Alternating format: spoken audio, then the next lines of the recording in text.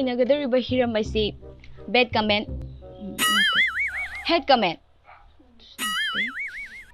funny comment gi matangdani muthi alive kathi hainasu khangnariba asi saktakjabagi tanja adu lagjage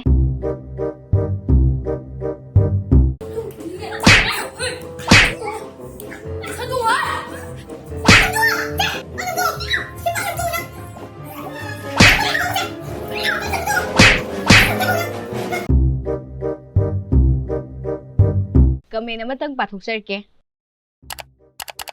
Sana Sampriya Larikti amata oiramaroi dot phai bahai ama hairabanina dot hot now tu cha dot inau mayam Nui dumna na tibong kwa chap sai raga tawbam di khangdrabni na video ju yenga nang dawna loi tawram ni khan nui bema